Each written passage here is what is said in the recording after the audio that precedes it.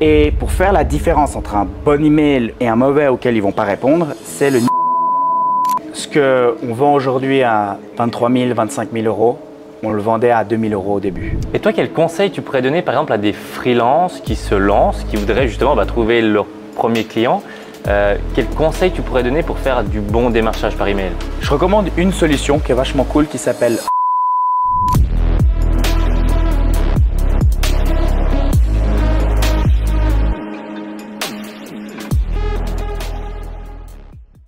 Ciao, c'est David, bienvenue dans ce nouvel épisode. Aujourd'hui, on a le plaisir d'accueillir Charles. Bienvenue. Merci beaucoup David, trop cool de te revoir. Ça fait trop plaisir aussi. On est ici à Bali. Tu as une belle villa. Merci pour l'accueil dans ta villa. Et puis aujourd'hui, on est là un petit peu pour parler de toi et de ta boîte. Donc peut-être tu peux te présenter pour les personnes qui ne te connaissent pas. Avec plaisir. Je m'appelle Charles et puis je viens de Lausanne en Suisse. Maintenant, je suis digital nomade. Je voyage pas mal. J'aime beaucoup pouvoir profiter de cette liberté. Donc je suis assez souvent en voyage, que ce soit ici à Bali, à Cape Town, l'île Maurice, les Philippines. Et ça fait toujours du bien de revenir à Bali. Ouais, trop bien. Et donc du coup, toi, ton parcours perso, c'est quoi un petit peu pour donner une idée aux gens? Donc j'ai vécu et grandi à Lausanne en Suisse. J'ai fait mes études à l'école hôtelière de Lausanne.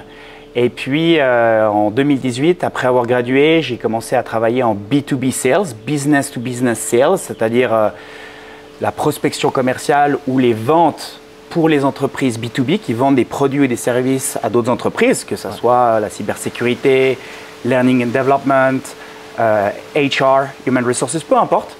Et j'ai fait mon début de carrière en tant que sales, en tant que BDR, Business Development Representative, SDR, Sales Development Representative. Et puis de fil en aiguille, j'ai lancé ma boîte en fin 2020, pendant le Covid, alors que j'étais ici à Bali. Pourquoi? Parce que j'ai réalisé que les entreprises pour qui je travaillais, elles avaient beaucoup de moyens, mais elles n'avaient pas les connaissances par rapport à la prospection commerciale B2B. Elles ne savaient pas comment automatiser, identifier les prospects, les démarcher. Et donc, je me suis dit, plutôt que de travailler pour un employeur à la fois, pourquoi ne pas aider plusieurs clients à la fois? Trop bien.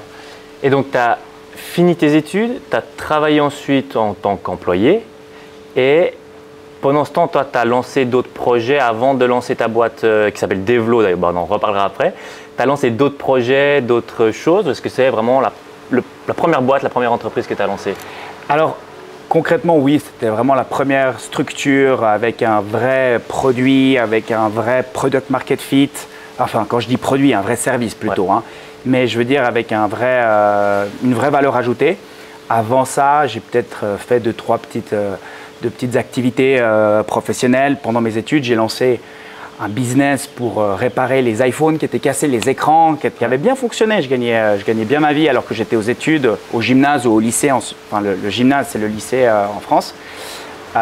Et donc, c'est là où j'avais pris goût à l'idée d'être rémunéré par mon propre labeur. Et puis, c'est vrai que c'était une belle période et j'ai été content d'avoir cette idée par rapport à Devlo parce que c'était enfin la possibilité de retourner dans le monde de l'entrepreneuriat et en tant que mon propre boss. Ouais, trop bien. Et du coup, ça, c'est une question que j'aime bien poser. C'est quand que tu as compris que tu étais un petit peu différent de toutes les personnes qui souhaitent être employées et que tu voulais être ton propre patron? C'est quand que tu as compris ça? Bon, c'est difficile à dire, mais je ne crois pas avoir eu je suis différent des autres, il faut que je me lance. Je pense que c'était l'idée, enfin c'était principalement le fait d'avoir tout le temps des idées qui me viennent en tête, comme beaucoup de monde. Hein. Beaucoup de monde ont des idées, ça on pourrait faire mieux, là il y a un business à faire, on pourrait créer une marque de ci et de ça. Mais je pense que c'est aussi l'idée d'exécuter à un moment donné, de se dire bon, là il y a un iPhone qui est cassé, j'ai le choix, je peux aller dans un petit magasin et le faire réparer ou je peux commander une vitre sur eBay et puis me mettre devant une vidéo YouTube qui va être… ça m'avait pris la première fois, je me rappelle quand j'avais réparé mon premier iPhone 4G, ça m'avait pris 2 heures parce que je m'étais arrêté. Et je pense qu'il y a beaucoup de gens qui s'arrêtent au début de la vidéo, c'est trop compliqué. Donc je pense que c'est à ce moment-là où avoir compris que je sentais que j'avais la persévérance pour aller au bout de la vidéo YouTube de 2 heures pour réparer cet iPhone 4G. C'est là où je me suis dit, voilà, c'est à ces moments-là où tu te dis, ça vaut la peine de lancer un autre business parce que j'ai déjà réussi à le faire. Ouais. Ouais, ok. Ouais, donc c'est vraiment la pratique qui t'a fait montrer que tu étais capable et que tu pouvais lancer ton entreprise et générer ton propre argent, quoi. Exactement. Ouais, ouais, ça c'est un sentiment que je trouve assez incroyable quand tu dis je suis capable de générer mon propre revenu. Je trouve que c'est un sentiment aussi de liberté incroyable parce que tu te dis bah en fait c'est bon, je suis tranquille parce que même si dans 10 ans, dans 20 ans j'ai un problème, voilà, bah, tu vas toujours être capable de… Exactement. Ça, je trouve ça incroyable. Ouais. Et je rebondis là-dessus parce que chez Devlo, c'est ce qu'on fait, mais pour nos clients. C'est-à-dire que, au fond, pour te donner un peu de contexte par rapport à Devlo, donc, nous sommes une agence de prospection commerciale B2B. En d'autres mots, nos clients, ces sociétés dans la cybersécurité, dans les ressources humaines, learning and development, qui ont des super solutions, des super services, ils ont envie d'avoir plus de clients. Et pour ça, ils peuvent faire beaucoup de choses.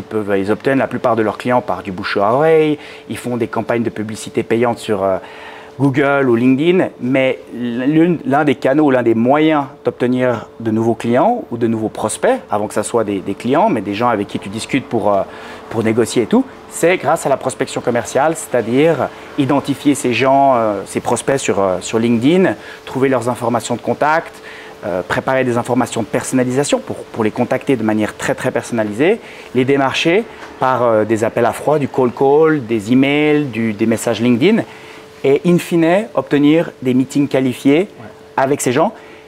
Et aujourd'hui, c'est génial parce que ce qu'on fait, c'est arriver à générer du revenu pour nos clients. Ouais.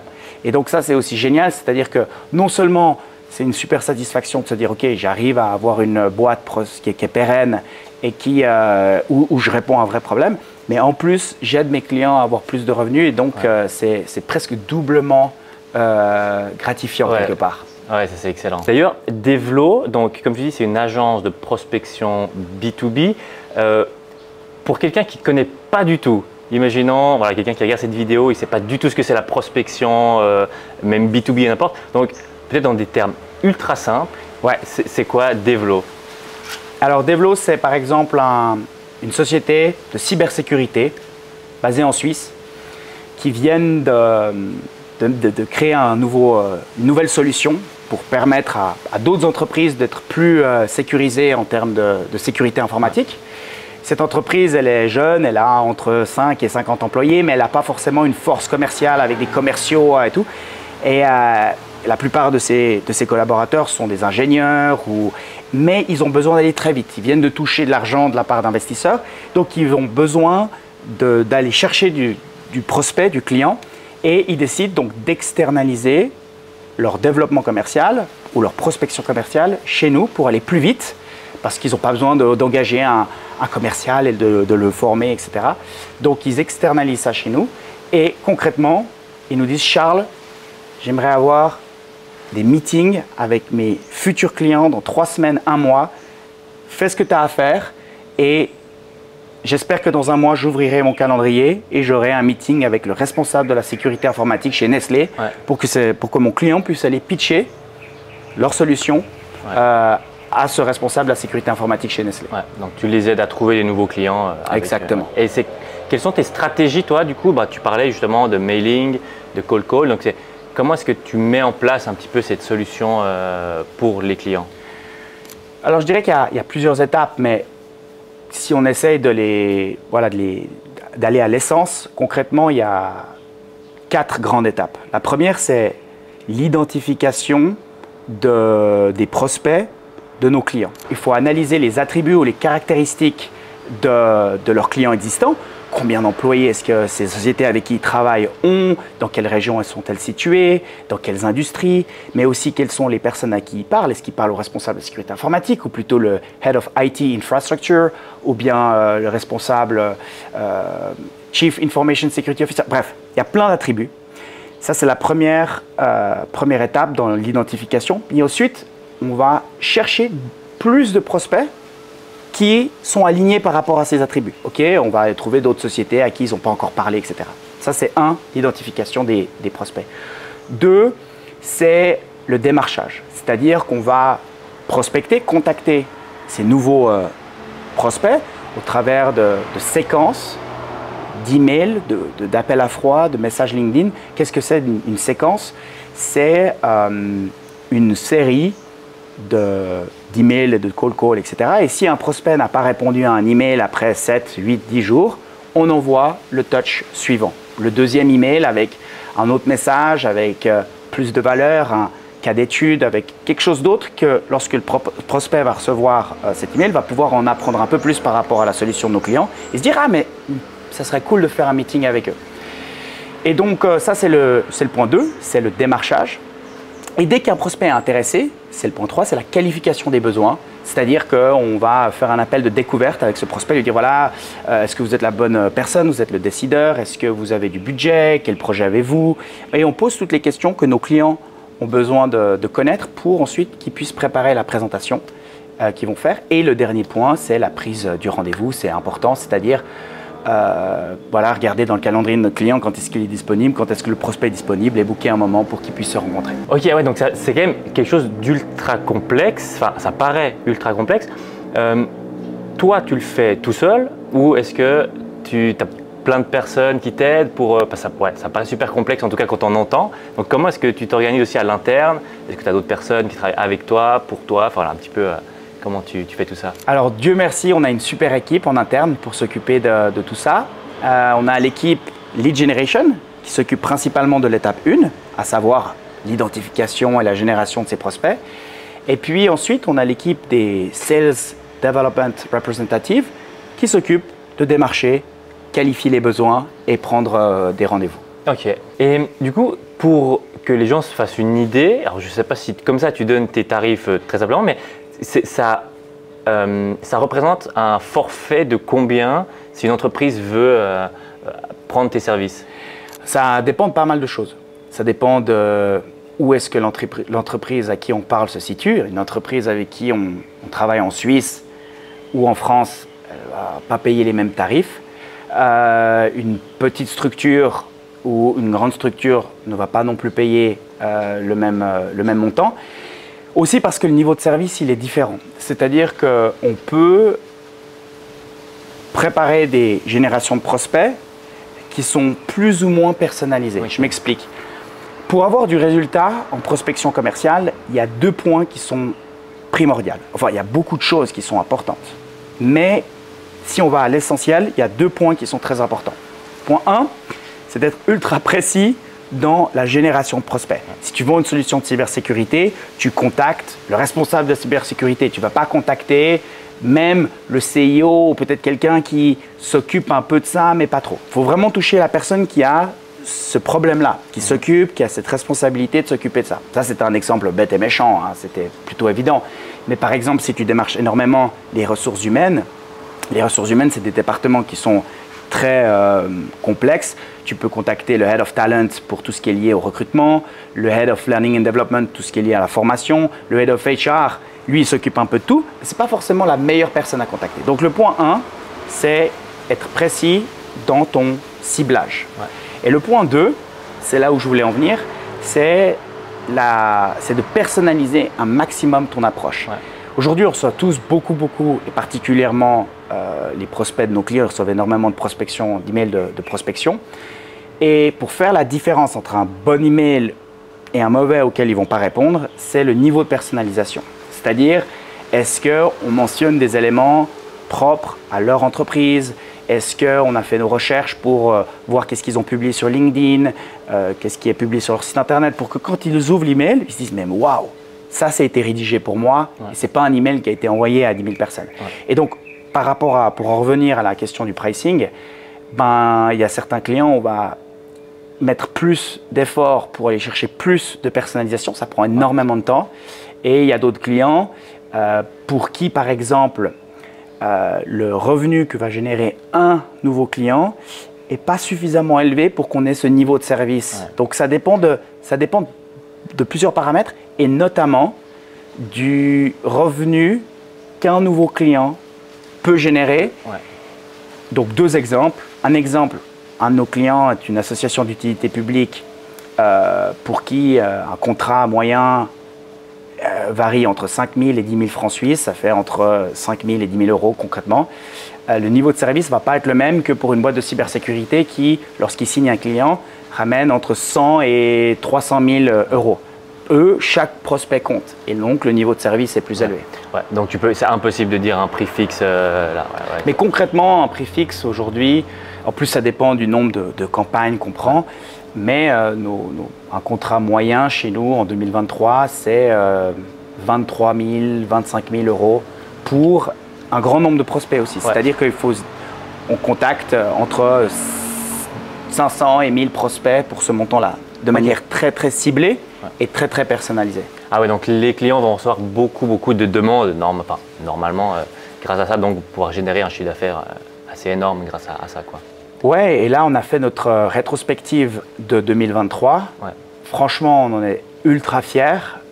Sur toutes les campagnes combinées de nos clients, quand on fait la moyenne des prospects que nous avons contactés, il y a 3 metrics ou 3 chiffres ou statistiques qui sont importantes à regarder en B2B Sales Prospecting. La première, c'est le taux d'ouverture des emails, c'est-à-dire que tout le travail qui a été effectué pour préchauffer les adresses email, pour qu'on s'assure que nos emails tombent bien dans la boîte mail primaire de notre prospect et pas dans son spam, ça c'est un point qui est important. Donc là, typiquement, nous on était à 75 ou 75% de taux d'ouverture sur toutes les campagnes. C'est une bonne indication, c'est on applique les bonnes pratiques pour s'assurer de tomber dans la primary inbox de nos prospects ou des prospects de nos clients évidemment.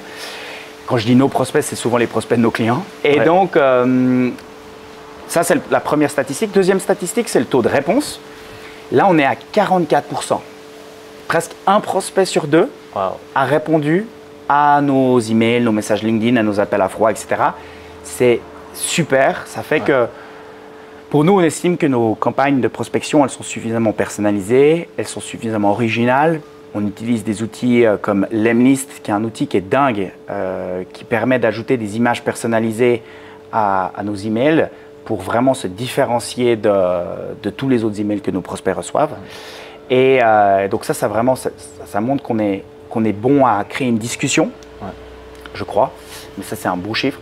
Puis le dernier chiffre qui est aussi très important, qui est peut-être le plus important, c'est le taux de meeting booké. On est à 7,9% de prospects intéressés sur toutes les campagnes de prospection. Ouais, donc, de temps en temps, on est à 12, 13%. Il y a des clients, malheureusement, on n'arrive pas à avoir ces taux-là, mais on fait tout pour s'améliorer. On fait énormément d'A/B testing, c'est-à-dire qu'on envoie une salve d'email avec une version et une autre salve d'email avec une seule ligne, un objet d'email, une image, un seul élément qui change, et on évalue quel est l'email, la version qui fonctionne le mieux, et ça fait que dans la séquence suivante ou avec un autre client, on garde que les versions qui performent le mieux. Wow, c'est super intéressant ça. Et quand tu parlais du pricing, j'imagine que tu n'as pas commencé à ce prix-là au tout début. Comment tu as fait, enfin déjà, est-ce que tu as commencé à ce prix-là? Et sinon, comment tu as fait pour petit à petit monter jusqu'à ces prix qui paraissent énormes et pourtant les clients arrivent à rentabiliser ça sans problème, quoi? C'est une super bonne question. Ce qu'on vend aujourd'hui à 23 000, 25 000 euros, on le vendait à 2 000 euros au début, donc 10 fois moins. Et notre premier client, même si j'ai regardé l'autre jour la première facture, on avait vendu plus de prospects pour 2 000 euros. Donc c'était concrètement une offre au top. Maintenant, je le constate, ça fait 3 ans qu'on a lancé Devlo, la qualité de service était moindre il y a 3 ans, c'est-à-dire qu'on n'avait pas compris, enfin on avait une très bonne approche pour cibler de manière très précise nos prospects, mais le niveau de personnalisation n'était pas là. Ça nous mettait beaucoup de temps pour générer des prospects. Mais au début, l'important, c'est d'avoir ces premiers clients ou le premier client qui nous a permis de nous rassurer, de nous dire voilà, c'est bon, il y a quelqu'un qui est prêt à acheter nos services. Ouais. Et ça, c'était super. Pour 2 000 euros, moi, j'étais le roi du monde. Hein. Ouais. Je me rappelle encore comme si c'était hier. C'était incroyable d'être rémunéré pour aider des gens à gagner plus d'argent. alors avoir plus de prospects. Et donc, concrètement, qu'est-ce qui nous a amené ensuite à faire évoluer nos pricing? Ça, c'est vrai que c'était quelque chose où on n'a peut-être pas été assez rapide, peut-être trop prudent, trop lent à la détente. Et on aurait pu, si j'avais augmenté mon pricing plus rapide et si j'avais été plus, comment dire, si j'avais vraiment été plus convaincu j'ai été convaincu dans la valeur, j'ai toujours été convaincu dans la valeur qu'on fournit, mais à un moment donné, il faut avoir plus de courage et de se dire non, ça c'est ce qu'on a besoin pour faire grandir la boîte et pas juste pour survivre. Ouais. Parce que c'est important de pouvoir payer tous les outils qu'on utilise, payer les employés, payer le reste, mais aussi de dégager une marge pour que ces sous nous permettent de pouvoir tenter des nouvelles choses, de peut-être engager des gens qui vont nous aider à faire du marketing, qui vont nous aider à faire un meilleur site internet. Et ça, c'est super important. Ouais. Et ça, au début, j'ai pris trop de temps. Au début, j'étais trop confortable en simplement payant les outils, payant les salaires. Puis à un moment donné, j'ai constaté que ça marchait bien, mais qu'il était temps de passer à l'étape 2. Ouais. Et pour ça, la technique, c'est simplement d'expliquer plus précisément quelle est la valeur qu'on offre à nos clients. Ouais. Et donc, c'est étape 1, c'est-à-dire qu'un pricing, on a beaucoup fait évoluer notre pricing dans la manière dont on le présente. C'est-à-dire qu'au début, typiquement, concrètement, on disait, voilà, c'est 10 000 euros pour 500 prospects contactés, tu vois. Alors qu'on aurait pu très bien tourner le prix et dire, voilà, c'est 20 euros par prospect. Ouais, c'est intéressant ça. Et donc, concrètement, on arrive au même montant, tu vois. Et ça fait moins peur, du coup. Exactement. Ouais. Ça, c'était super. Concrètement, qu'est-ce qu'on a fait d'autre? On a permis aussi, ça c'est important, avec les premiers clients qu'on avait, d'arriver avec des cas d'études, dire voilà, notre client avec qui on a travaillé il y a un mois, on leur a obtenu tant de rendez-vous qualifiés. Donc, nous, on peut estimer qu'on va vous donner autant de prospects qualifiés et ça rassure. Ça, c'est peut-être le point 2. Point 3, qui nous a vraiment aussi permis de gagner la confiance de nos nouveaux clients, qui est tout à fait, c'est un point important parce que ces gens, ils disent mais attends, ils viennent de lancer sa boîte, est-ce que vraiment ça va fonctionner? C'est d'avoir des clients existants qui sont d'accord de devenir une référence qu'on peut volontiers mettre en contact avec ces nouveaux prospects, dire voilà, hello Antoine, j'ai un nouveau prospect, est-ce que tu es d'accord que je lui partage ton numéro de téléphone, il va t'appeler dans la semaine et si tu peux partager ton retour d'expérience avec Devlo, ça serait dingue. Et les clients avec qui ça se passe très bien ou même ceux avec qui ça se passe moins bien mais qui réalisent tout le travail qui a été fourni sont super cool et ça, tout d'un coup, ça peut accélérer une vente de dingue. Ah, c'est super intéressant ça. C'est la social proof mais encore plus avancée dans le sens où le nouveau client va téléphoner à un client existant. Ça, c'est hyper intéressant. C'est super intéressant. Et ça, je ne l'ai pas mis assez vite. Je n'ai pas eu la confiance de demander à mes clients existants de faire ça, alors qu'ils sont tous tellement cool, ils sont tous ultra disponibles. Et ça a fait que tout d'un coup, j'ai eu des très bonnes nouvelles en me disant ah, je ne suis pas sûr que ce prospect va signer. Et puis, après ces coups de fil, c'est bon. Charles, on lance une campagne ensemble, on regarde. Et ça c'était vraiment un point très important. C'est super intéressant ça. Ouais. Je n'avais jamais entendu en plus, alors qu'un client appelle à un autre, c'est super intéressant comme technique. Ouais. Et toi, par exemple, un freelance, donc un freelance qui est community manager, qui voudrait trouver des nouvelles entreprises pour s'occuper de leurs réseaux sociaux. Est-ce que s'il n'a pas du tout de clients, tu conseillerais même, ça je sais que c'est un débat dans le monde un petit peu de l'entrepreneuriat, est-ce que s'il n'a pas du tout de clients, pas du tout d'expérience, est-ce que tu conseillerais de faire peut-être même un mois d'essai gratuit par exemple pour pouvoir se faire une sorte de petit portfolio ou est-ce que tu considérais quand même qu'il faut être payé? C'est quoi un petit peu ton point de vue? Moi j'ai le mien mais après je ne sais pas, toi ce que tu en penses. Je pense que ça dépend de ce que ce freelance fait, à quel type de client ou de prospect il parle, mais je pense que dans tous les cas de figure au final, oui, il faut demander à être rémunéré, même si c'est 500, 1000, 1500 euros. Pourquoi? Parce que ça va permettre de valoriser le service qui est fourni. Le client qui paye pour un service va se dire « Ok, bon, j'ai payé pour, ça crée de la valeur ». Aussi, parce que ça va permettre au client d'être beaucoup plus investi. Ça serait trop dommage qu'un freelance décide de faire une offre un mois gratuit ou une offre gratuite et qu'ensuite le prospect ou le client accepte et que ce client-là ne soit pas investi. Genre, il me faut, le prospect, le freelance, il va avoir besoin d'une information, il va avoir besoin de travailler ensemble. Mais la personne qui n'a pas mis un centime dans le deal, il ne va pas être aussi responsive, il ne va pas être aussi au taquet pour pouvoir faire que ce premier projet fonctionne bien. Ouais. Pour ces deux points-là, je pense qu'il faut mettre un prix. Et puis, ça apporte tellement d'énergie d'être payé, même 1000, 1500 ou 500 euros. C'est vraiment ces 500 premiers euros. Ça fait qu'on se sent plus confiant pour l'avenir et ça vaut la peine de mettre un prix de toute manière. Ouais.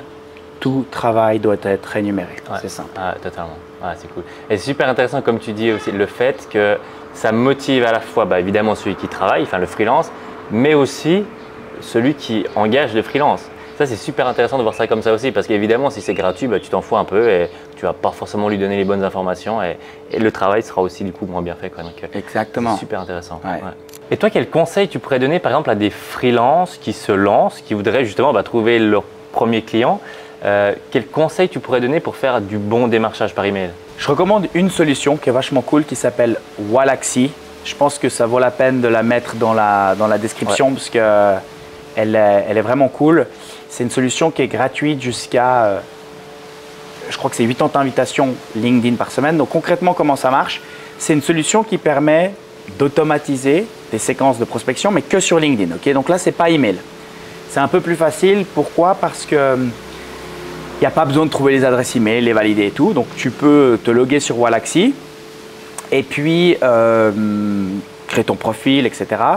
Et ensuite, Waalaxy va te demander de préparer une recherche de prospects sur LinkedIn. Donc, tu vas sur LinkedIn. Tu n'as pas besoin d'avoir le LinkedIn payant, hein, le Sales Navigator. Tu peux simplement utiliser la version gratuite de LinkedIn et puis identifier de manière précise toujours tes prospects avec un maximum d'attributs, donc les régions dans lesquelles tu prospectes, les industries. Tu peux commencer avec ces deux attributs-là pour tout ce qui est lié à l'entreprise, mais aussi au niveau de l'intitulé de poste de ton prospect, l'intitulé de poste, et puis c'est déjà bien. Et dès que tu as fini ta recherche, tu vas pouvoir très facilement la télécharger ou l'uploader dans Waalaxy et l'étape 2, c'est de préparer ta séquence de prospection. Là, je recommande un truc tout simple, c'est une séquence, donc c'est-à-dire que ton premier touch, ça va être la connexion ou l'ajout de cette personne sur LinkedIn. Là, pour faire très simple, même pas besoin de mettre de notes. Okay? Il faut simplement ajouter cette personne sur LinkedIn. L'objectif ici est que cette personne, elle accepte et qu'ensuite tu puisses lui envoyer ou automatiser la deuxième relance ou la troisième. Et c'est là, ça c'est important. Pourquoi? Parce que si ton message dans la note, il n'est pas pertinent, elle ne va pas accepter ta demande d'ajout et tu ne pourras pas lui envoyer la suite de ta séquence. Donc là, tu ne mets pas de note et dans le message 2 et le message 3, c'est là où tu viens de manière très court, très informelle dans le sens pas corporate, pas avec du langage compliqué, expliquer la valeur ajoutée que tes clients, quelle est la valeur ajoutée que tu proposes à tes clients. Genre, je te donne un exemple très simple. Bonjour First Name, parce que c'est ça aussi qui est cool avec Waalaxy, c'est que tu vas pouvoir personnaliser avec des champs dynamiques comme First Name, Last Name, Company Name, etc.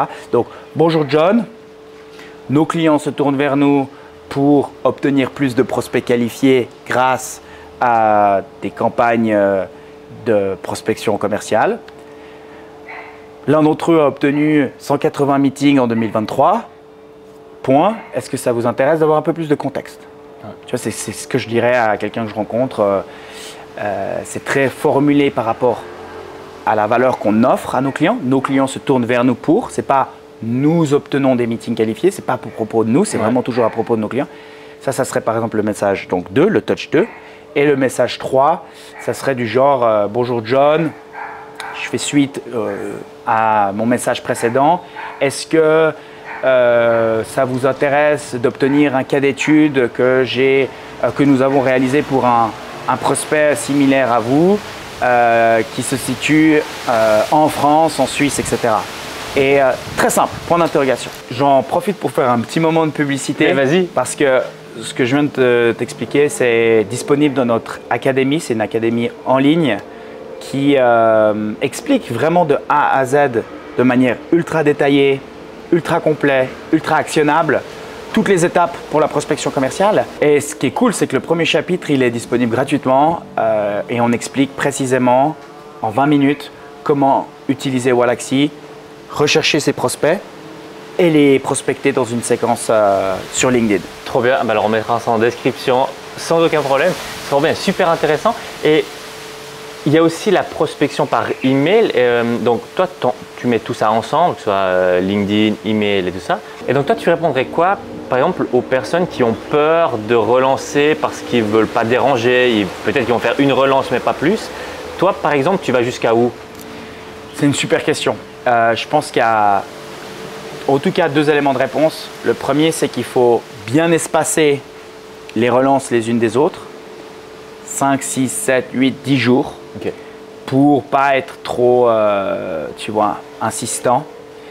Maintenant, le deuxième élément, c'est aussi d'offrir de la valeur dans chaque relance. C'est-à-dire qu'il n'y a rien de pire que d'envoyer un email de relance qui dit First name, John, pourriez-vous répondre à mon email ou avez-vous lu mon email pour l'interrogation? Oui, il l'a lu, mais il n'y a pas répondu. Pourquoi? Parce que il y a plusieurs éléments de réponse, mais 1, il est très occupé, il l'a archivé. 2, il n'est pas sûr si oui ou non il est intéressé. Et les gens, ils prennent souvent du temps à prendre des décisions. Et c'est pour ça qu'il faut offrir de la valeur et il faut créer une séquence de prospection qui raconte une histoire, mais en tout cas qui offre une valeur unique et différente dans chaque relance. Donc nous, typiquement, on commence très souvent avec l'ajout sur LinkedIn. Ensuite, l'email 1, c'est l'introduction de la solution. L'email 2, c'est une offre irrésistible. L'email 3, c'est de mentionner des éléments ultra précis par rapport à la personne.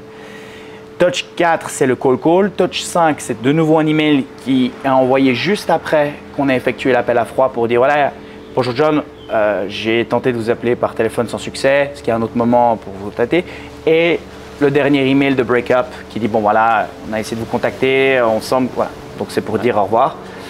Mais voilà, deux points importants, espacer les relances et ajouter de la valeur unique dans chaque relance. Ok. Et donc toi, c'est ultra intéressant aussi, je rebondis sur l'académie, parce que tu es une entreprise B2B et tu proposes aussi une académie. C'est quoi ta réflexion que tu as eue justement pour proposer cette académie que évidemment les gens peuvent retrouver en description? Concrètement, c'était ici à Bali il y a 2 ans. J'ai un de mes potes, Fabio, qui est le roi de l'automation, de l'automation. Il m'a dit ah mais tu devrais lancer une académie pour avoir un vrai produit à vendre. Et puis l'idée m'a plu. Pourquoi? Parce que on faisait de plus en plus de workshops avec nos clients existants, la plupart en physique, à Zurich, à Bienne, etc., pour former leurs commerciaux aux bonnes pratiques de la prospection commerciale. Et donc j'avais déjà quelque part préparé des présentations, j'avais déjà mis un peu le pied à l'étrier pour tout ça. Et puis, deuxièmement, c'était aussi en interne. On passait beaucoup de temps à former nos commerciaux. On avait un peu tout qui était disparate dans le sens où on avait des vidéos par ici, on avait des ressources là, des séquences de prospection ici. Puis je me suis dit, ok, mais ça serait génial. Au final, on doit former les SDR ou les commerciaux de nos clients, mais on forme aussi nos commerciaux à nous. Puis en plus, troisième point important, plus notre pricing il a évolué, plus il y a certains prospects qui nous ont dit mais non, mais c'est trop cher pour nous. Et donc on leur dit, vous pouvez obtenir les mêmes résultats qu'on obtient avec nos clients.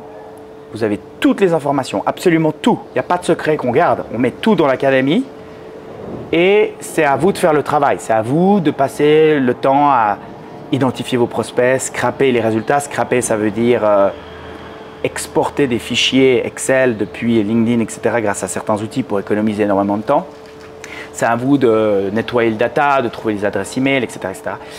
Et donc voilà, aujourd'hui, on a lancé cette académie, et puis enfin, il y a maintenant plus d'1 année, et c'est génial, c'est très agréable de pouvoir aussi continuellement ajouter de nouvelles vidéos pour qu'elles soient tout le temps à jour, pour que nos employés puissent gagner en confiance, être beaucoup plus productifs, être beaucoup plus rapidement prêts à prospecter des prospects. Ouais.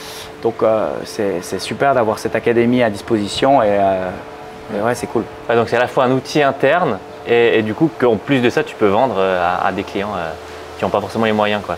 Super intéressant. Ouais. Exactement. Trop bien.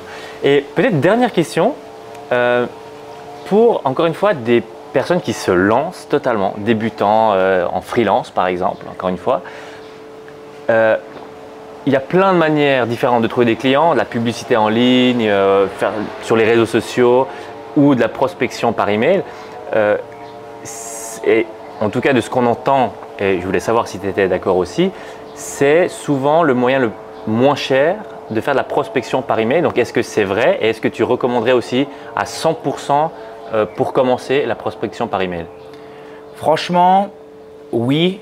Et je crois que dernièrement, on a essayé pas mal de choses. Bon, évidemment, on a nos propres campagnes de prospection pour chercher plus de prospects chez nous, hein, que ce soit on prospecte beaucoup des boîtes aux États-Unis, en Suisse, en Belgique maintenant. On essaye de trouver de nouveaux marchés.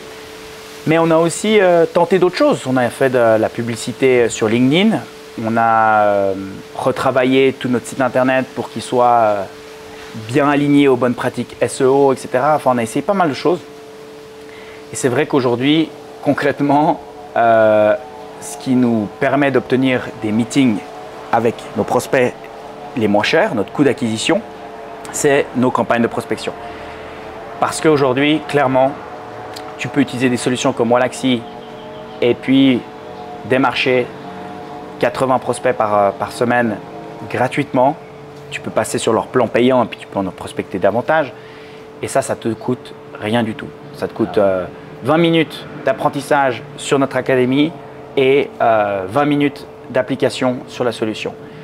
Et si tu décides de passer au niveau supérieur qui est dans la prospection avec des emails et du cold call et du LinkedIn, même chose. Il y a des outils vachement bien comme Lemlist qui sont abordables à 50, 60 $ par semaine et tu peux aller directement chercher l'information sur LinkedIn. Donc les leads, tu les scrapes avec des outils comme Phantom Buster, ça te coûte aussi presque rien si tu utilises leur abonnement gratuit. Après, tu peux utiliser d'autres outils comme Drop Contact pour enrichir le data. Mais concrètement, si tu as un peu de budget, franchement, pour 400 $, tu peux prospecter 2500, 2600, 3000 prospects et c'est génial. Après, où il faut faire attention, c'est que ça peut être dangereux. Si tu te dis « Oh, génial, j'ai la capacité de prospecter autant de gens », et que tu n'as pas bien validé ton message ou les pain points que tu mentionnes ou quoi d'autre, la suite logique dont je te parlais, de bien avoir une sorte d'histoire, etc., tu peux vite te brûler les ailes et après tu recommences de zéro. Ça veut dire que tu as contacté 1000 personnes, tu as eu un meeting, ça n'a pas du tout converti. Puis tu es là, bon, qu'est-ce que j'ai fait faux? Est-ce que c'est mon lead generation, c'est mon ciblage, est-ce que c'est ma séquence?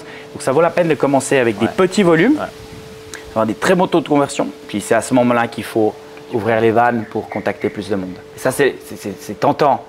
Parce que quand on découvre la prospection commerciale, c'est assez facile de contacter beaucoup de monde. Et donc c'est difficile de se dire « Ah non, mais c'est bon, je calme le jeu et j'y vais tranquille. » Totalement. Trop bien et merci beaucoup. On arrive à la fin de toutes les questions en tout cas que moi j'avais. Merci beaucoup pour toutes ces informations. Vraiment, il y a une valeur de ouf que tu nous as partagée. Donc merci beaucoup. Et puis évidemment, je mets tous les liens en description. Donc ton académie, Wallaxy aussi, tu en as parlé. Lemlist. Lemlist également. Trop bien. N'hésite pas, tu me donneras tous les liens. Avec plaisir. Que je mettrai dans la description. Et puis peut-être aussi où est-ce que les gens peuvent te retrouver. Je ne sais pas si tu as les réseaux. Ouais, volontiers sur LinkedIn. Ça serait super de connecter ensemble. Charles Perret. L'agence est Devlo, D-E-V-L-O. Donc n'hésitez pas à me contacter si vous avez des questions. Ça ferait plaisir de pouvoir vous aider à booster votre business et à vous lancer. Faites-le. Allez chercher vos prochains clients et tout le meilleur. N'hésitez pas à me contacter. Trop bien. Merci beaucoup. Merci David. Ciao. Ciao.